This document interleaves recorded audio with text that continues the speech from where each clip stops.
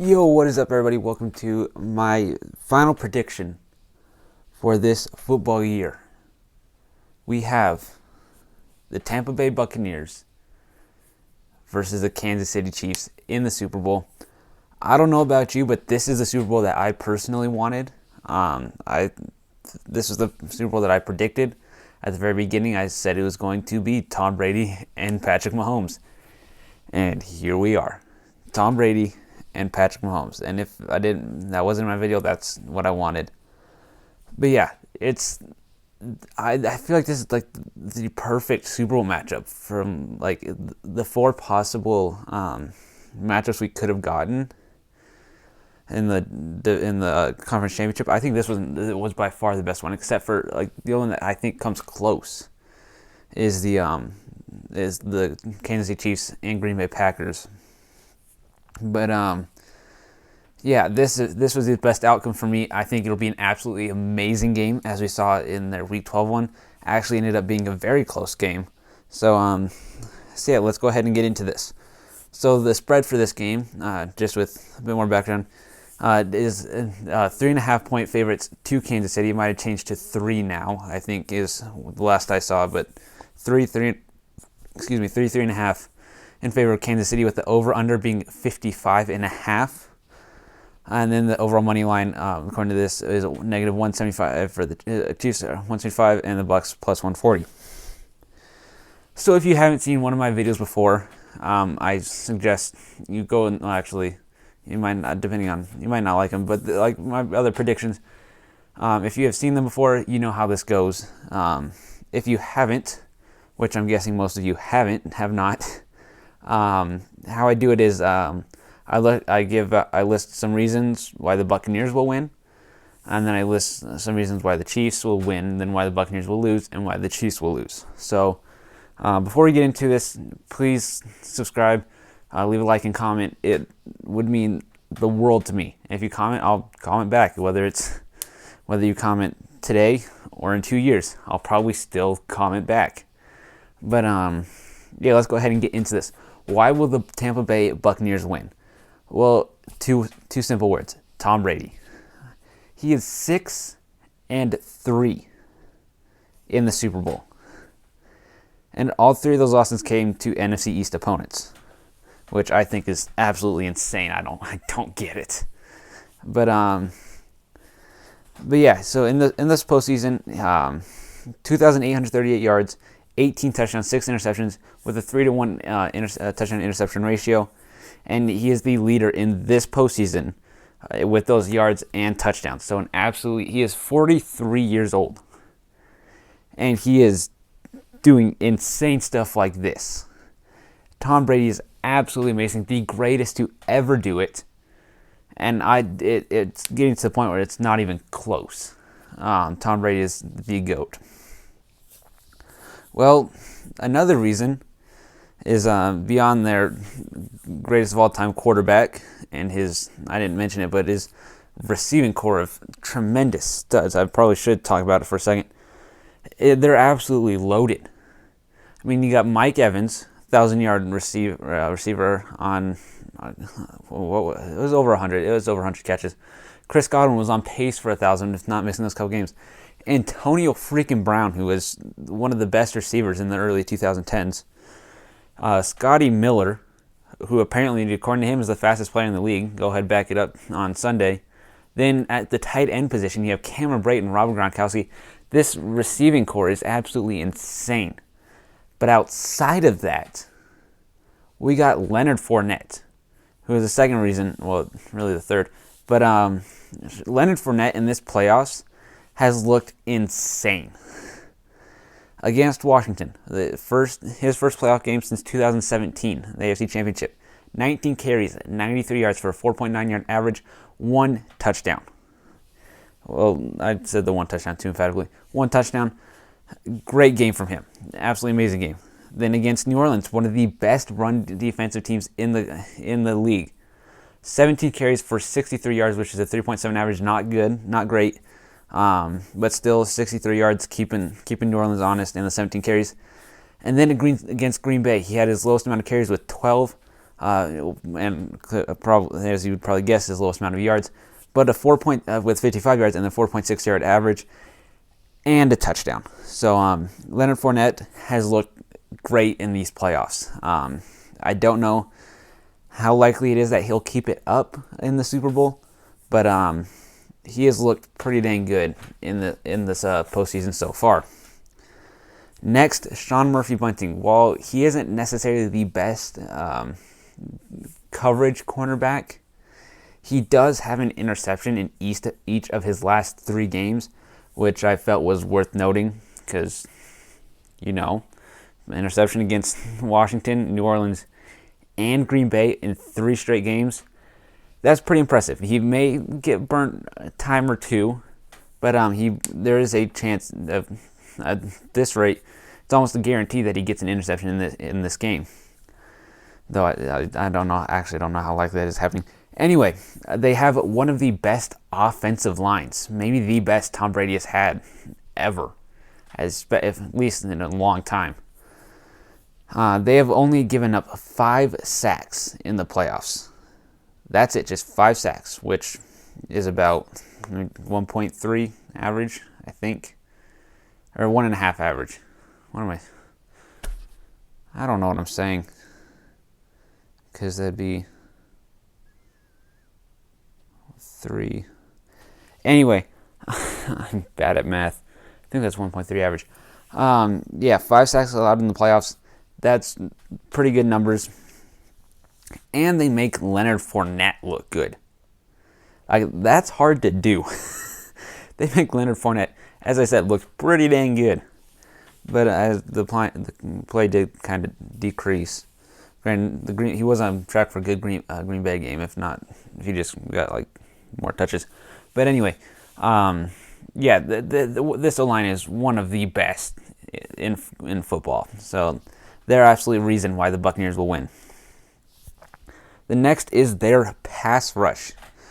They had 7 sacks this postseason, which it's pretty good. 5 of those came against Aaron Rodgers, and I'll get to why that's important a little later on in the video. But against Aaron Rodgers and the Packers, they had 5 sacks. Shaquille Barrett, 3 of those sacks, and Jason Pierre-Paul with 2 of them.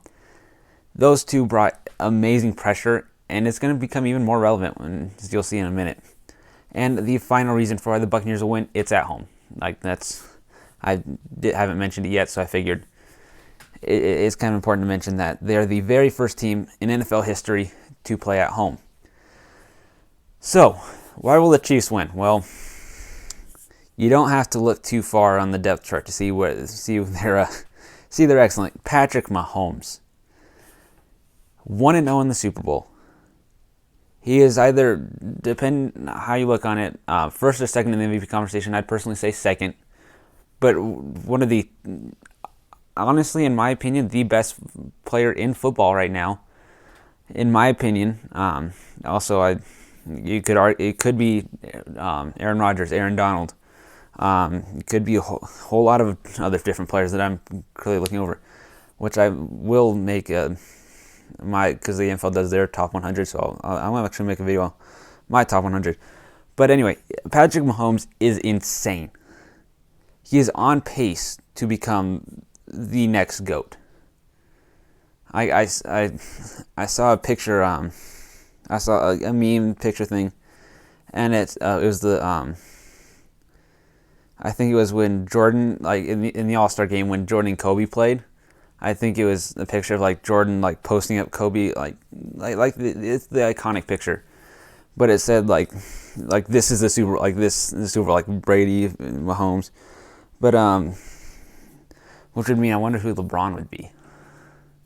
If this is a parallel, if Tom Brady's the GOAT, Patrick Mahomes is Kobe, then who's gonna be LeBron? Could it be what's his name?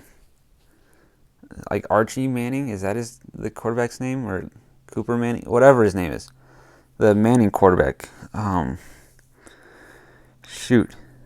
don't know. And Joe Burrow, Justin Herbert. Anyway, Mahomes, absolute stud. This year in 2021, 4,740 yards is the most since his MVP year. 38 touchdowns, the most since the MVP year. 6 interceptions, the lowest in his career, I believe. And an 82.9 QBR is insane. Mahomes is an absolutely amazing quarterback. Well, it helps to have two of the best receivers in the league. They do not make Patrick Mahomes. Okay, let's keep that clear. Because when Alex Smith had him, they were not this good. These two help build each other up. Kelce and Hill. Tyreek Hill, Travis Kelce. In the last 2 games, we'll say, Tyreek against the Browns. They had looking at the stat line is almost hysterical. They both had 8 catches. Hill had 110 yards, Kelce 109 yards. For a 13.8 yard average for Hill, 13.6 for Kelce. But Kelce got a touchdown, Hill did not. Then against the Bills, Tyreek Hill, 9 catches, 172 yards, with a 19.1 average, no touchdowns. Kelce, 13 receptions, 118 yards, and a 9.1 average for 2 touchdowns. But what could be the most important game to look at for this overall matchup, which I watched the entire thing all over again, taking notes on it, was their game in Week 12 versus the Buccaneers, where in that game, Hill, 13 receptions, 269 yards for a 20.7 average and 3 touchdowns, where Kelce still had an amazing game. 8 receptions, 82 yards, a 10.3 yard average, and no touchdowns. So I think we can all agree that in all 3 of these games, both players had great games. Which got me thinking, when Hill has a good game, does that mean Kelce has a good game, or when Hill does it, were these like a few exceptions where typically when Hill has a good game, Kelce may have a bad game? So I looked at every single game they played from Week 1 to the championship game. And so in Week 1, neither of them got over 50 yards versus Houston, which is showing that Hill didn't have a good game. Kelce didn't have a good game. Like they did not, like, just because one struggled, that didn't mean the other one did well. Then in Week 2, both had over 90 yards, which I would say is pretty impressive. Then in Week 3 versus Baltimore, Kelce had 87, Hill had 77, which nothing superb, but they're about the same. New England, Kelce 70, Hill 64, about the same again. Then Week 5 versus Las Vegas, 108 for Kelce and 78 for Las Vegas. So Kelce did get over the 100 yards, which I would qualify as a good game, very good game. Hill also had 78 yards, which I'd find very impressive. Then, honestly, one of the biggest differences in yards, even the last one was a fairly big difference, but Week 6 versus Buffalo, Kelce had 65 yards and Hill had 20. So not only did both of them struggle, this is the one that proves my idea the most, except for one a little later to come, as you'll see. Neither had a good game, but Kelce had a good game, Hill didn't. Anyway, then against Denver, both of them had within 20 yards. Hill had 55, Kelce 31. But then after that game, one of them only got held under 100 yards. After that Baltimore game or Denver game in Week 7, from Week 8 to Week 14, either one of them had over 100 yards. In Week 8, it was Kelce with 109 and Hill had 98, so both had good games. In Week 9, they both had over 100 yards. Kelce with 159, Hill with 113 versus Carolina. Then Week 10 versus Las Vegas, Kelce had 127, and then and Hill had 102. And then Week 12, the biggest difference in yards, Hill 269, which is just insane. That is an insane number. And then Kelce with 82, still a very good game, I would say, against Tampa Bay. And then after that, it kind of, week 13 against Denver, didn't quite prove my theory that one has a good game, they both have a good game. As Kelsey had 136 yards and Hill had 58, so that's not great. But then against Miami, Kelsey again repeated with 136 yards, and Hill with 179, also fairly impressive. And then then these next two games were both held under 100. But against New Orleans in Week 15, similar numbers, Kelsey 68, Hill 53. And then against Atlanta, Kelsey 98, Hill 65. Well, I did not look at touchdowns, and now thinking back on it, I probably should have. I would say, for the most part, their production level is about equal. I mean, outside of a few games in there, I would say for the most part, whenever Hill has a good game, Kelsey has a good game. Whenever Kelsey has a good game, Hill has a good game. And then going back to the divisional and championship games as well, both had over 100 yards in each of those. So we know the offense for Kansas City: Patrick Mahomes, and then Hill and Kelsey. Great names on paper, but can they produce in the third quarters? They're one of the best. In the third quarters, they averaged 5.8 points per game, one of the best in the league. It was down over the last three with 4.3, but against the Buffalo Bills, one of the better defensive teams, they scored 10 points in that third quarter, which is fairly impressive. Then, not only were they scoring in the third quarter, they only allowed an average this year of 2.1 points per game in the third quarter, which is on average a field goal difference, which that can be fairly helpful towards an end of a game. Over the last three, it wasn't as great as they allowed 5.7 points per game, which when you combine those last three, they were actually ended up their lead either decreased or their deficit increased by about a point. But then against the Bills, they only allowed 3 third quarter points, which against that offense is very impressive.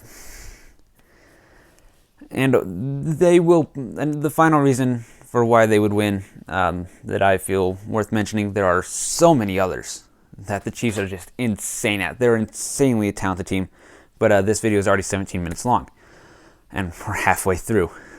As they won't be intercepted. Probably. Patrick Mahomes has played in 17 games this year.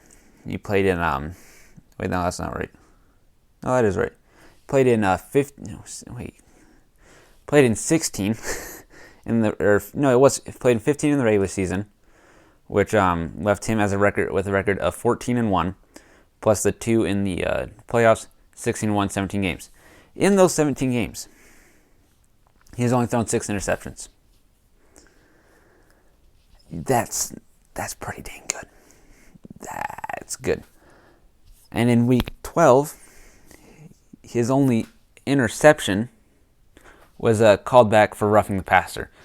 So while it didn't actually count as an interception, the play was like, if it had counted, it would not have looked good.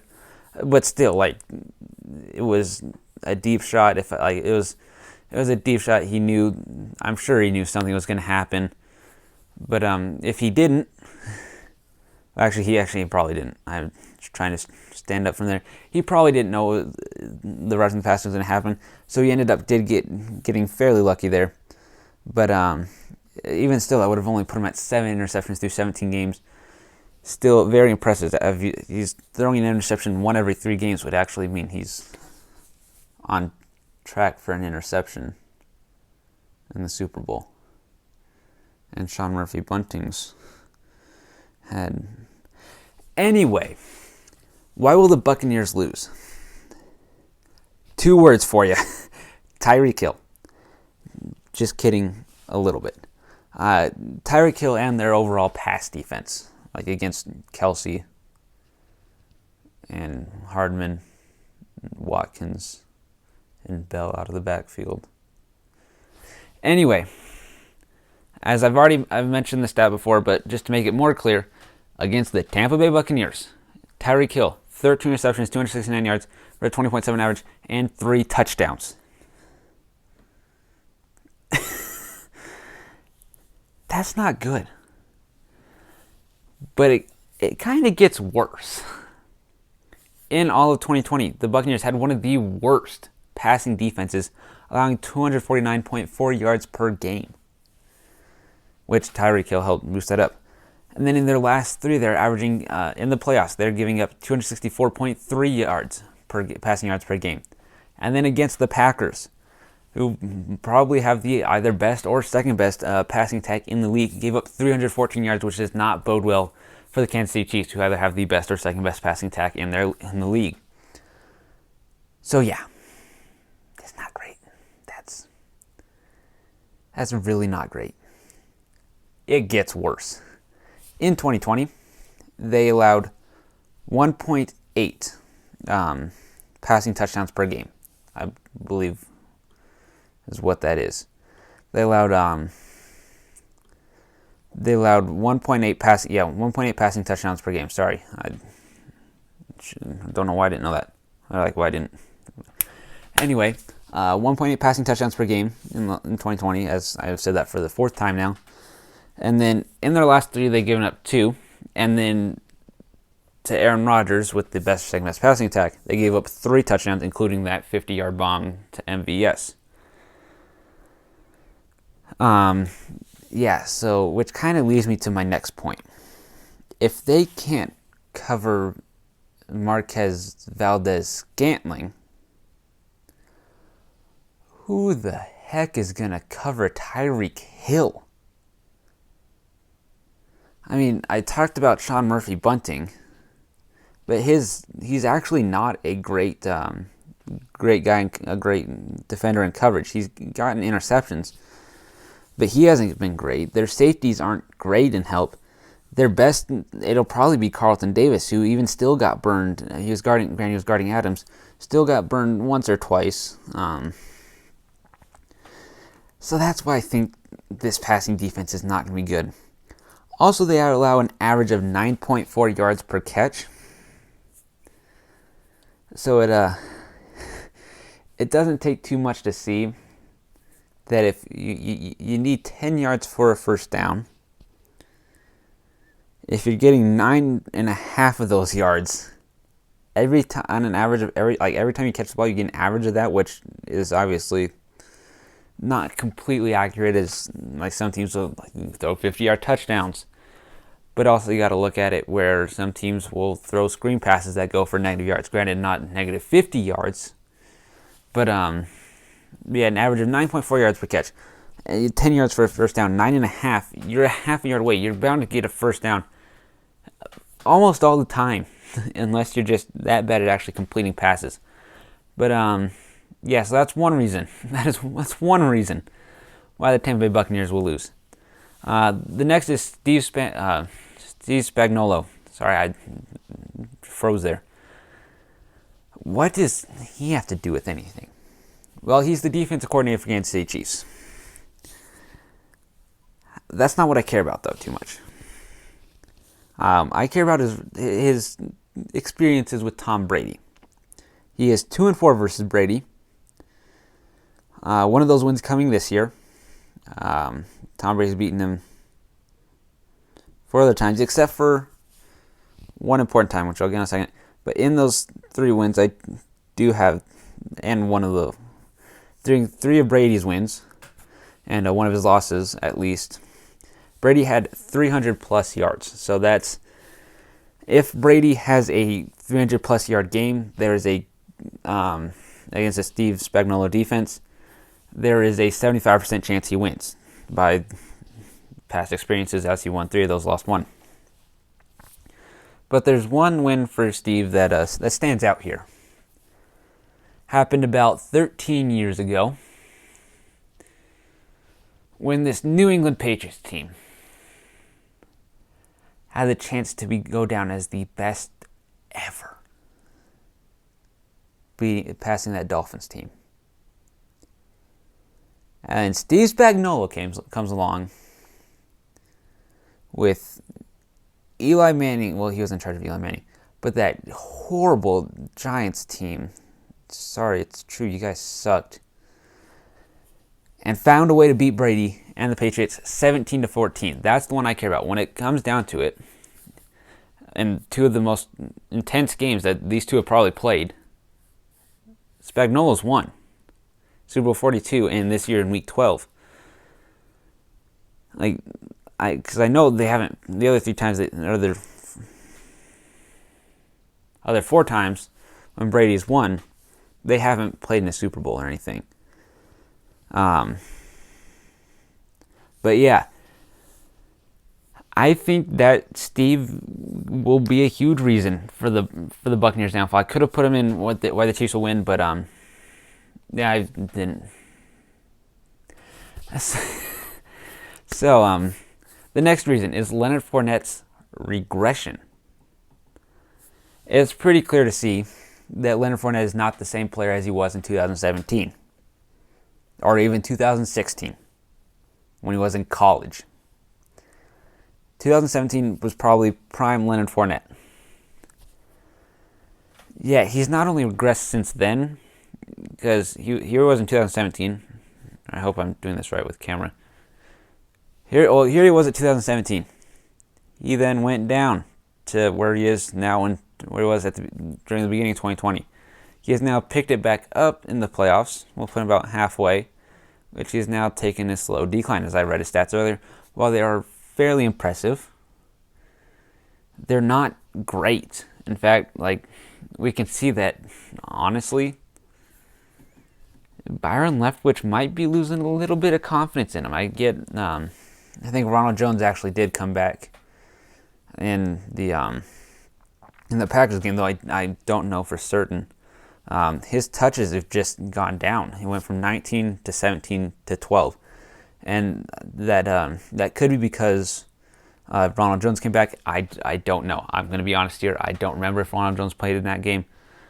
I probably should remember, so I'm sorry. But Leonard Fournette, even from the Saints game, or from the Washington game to the Saints game, saw a decline in average yards per carry. So that's nothing too great. Didn't score a touchdown in that game either. But yeah, Leonard Fournette, if they do end up relying too much on him and he's not having a good game, that could be a huge reason for your downfall. And finally, the last reason why the Buccaneers will lose is third downs. And specifically, their defense on third downs. They've allowed 5.4 conversions per game, which is 19th in the league. Well, you could say, well, that's not horrible. They're supposed to be the second best team at worst in the NFL right now. 19th really ain't cutting it. But it gets worse. In their last three, they've given up an average of 7 third downs per game. That is 30th in the league. But it gets better. Against the Packers, they only gave up 6, which puts them at tied for 14th. So while it's still technically more than their 5.4, as compared to the entire league, not bad. But when we go and look at the other side of this, the Chiefs on third down for their offense, they convert 5.9. They convert an average of 5.9 times in 2020, which would put them at 6th in the league and more than what the Buccaneers gave up. In their last 3, they kind of regressed a little bit down to 5.7, which put them at tied for 12th. But against the Buccaneers, still they'd probably end up getting at 6 if we average out those. And as we've seen in their last game, they got 6 against the Buffalo Bills, which put them at tied for 9th in the league. So the third downs would be a problem. It will be a problem, as I should probably stop rocking on that. Will be a problem for the Buccaneers in this game. So why will the Chiefs lose? Well, this one is honestly kind of difficult, this section. One of them was fairly easy, and that starts with Eric Fisher. For those of you who don't know, he's the Chiefs' starting left tackle, or was the Chiefs. He is now out with an Achilles tear. I hope he's doing well. I hope everything is going okay with him. But that's a huge loss. And a long time ago, about 20 minutes ago, maybe even 25 minutes ago, I was talking about why the Buccaneers will win. Yes, it's been that long. And I said, their pass rush. 7 sacks, and 5 of those were versus Rodgers and the Packers. And I said, it's an important stat, and I'd get to it in a second. Well, here we are. Against the Green Bay Packers, they had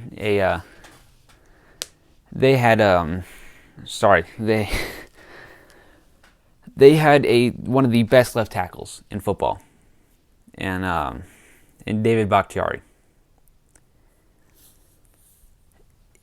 He was unfortunately out for the Packers in that game. And what happened? 5 sacks for the Buccaneers. Well, now we're seeing it again. The Kansas City Chiefs starting left tackle out. Yeah, this leaves a pretty nice hole on JPP's side. Shaq Barrett coming down on blitzes. Maybe even Devin White and Levante David, depending on the blitz scheme. And Ndamukong Suh if they end up playing a 3-4. But yeah, that's based off past experiences. That's not looking too good for the Kansas City Chiefs there. What else isn't looking too good is another offensive lineman, Andrew Wiley. He is one of the worst rated offensive linemen in the Pro Football Focus with a 54.9 grade. For reference, it's out of 100. So man's got a 55% this year. He got a D. Or if you go to Common Classical, an F. Well, actually, wait. How do normal school systems work? Isn't it like 60 or 59 to 50 is a D? Or have I just been out of a normal school for too long? Anyway, Andrew Wiley, horrible this year. Which also is not good for the Chiefs. As they've gotten Vita Vea back, Tampa Bay's gotten Vita Vea back from injury, one of the better defensive linemen in the league. Ndamukong Suh, who at an older age is still playing very well. And then even Levante David and Devin White on blitz packages, who I think combined got like 17 sacks this year. So that's something to look out for. Is the pressure that Tampa Bay can get on Kansas City.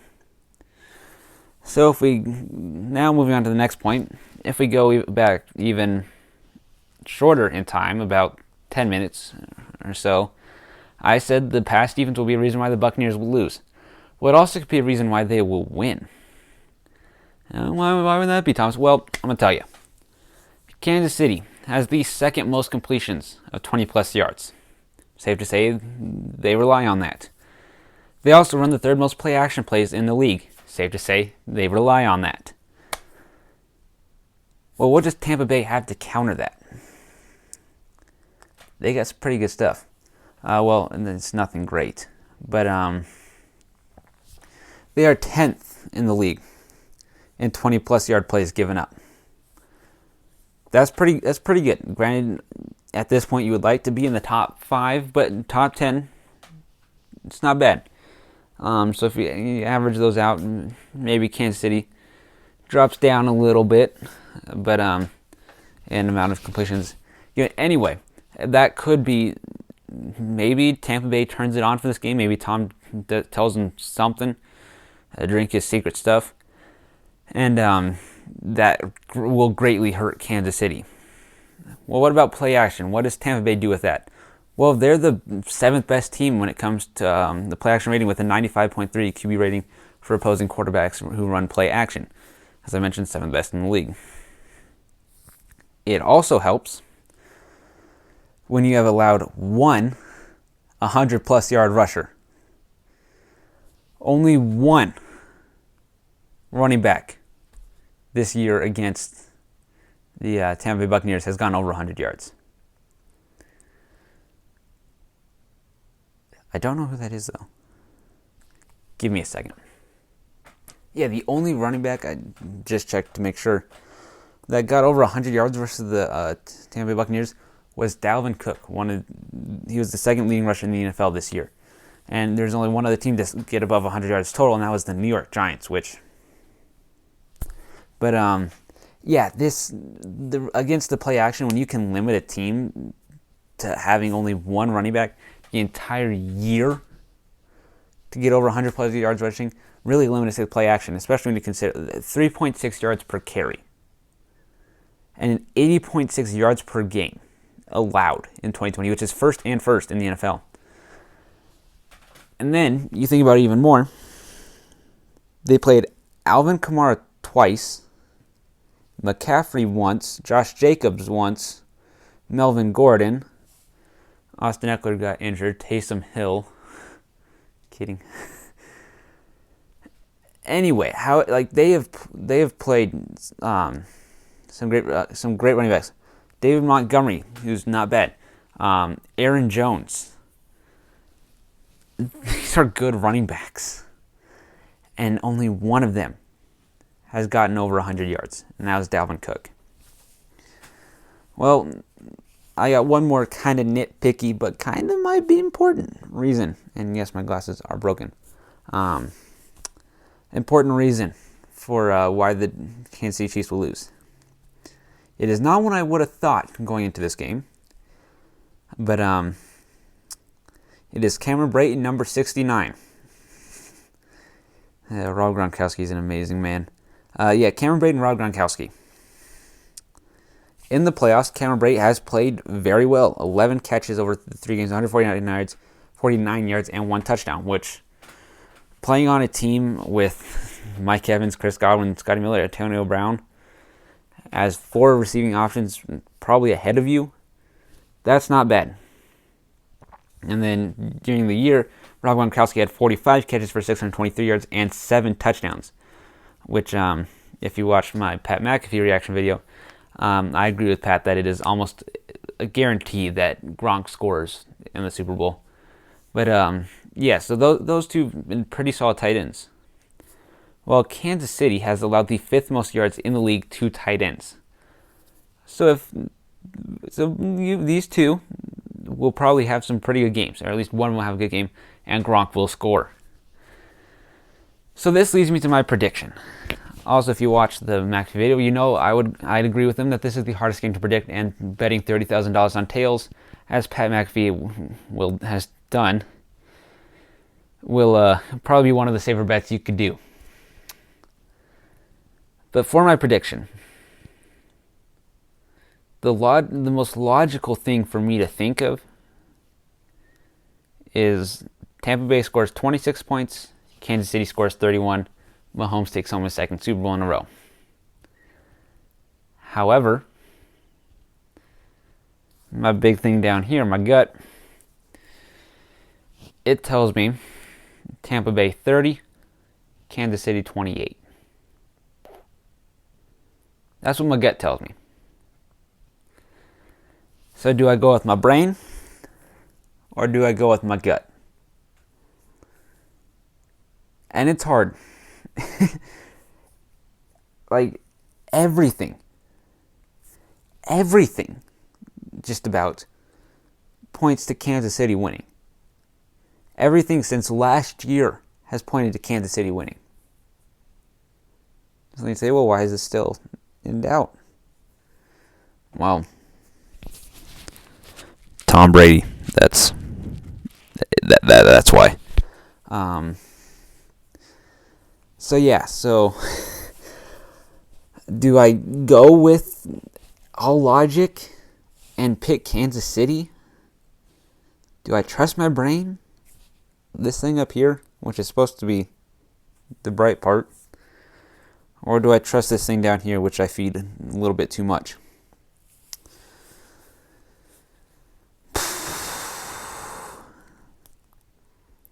Last time I was conflicted with this decision,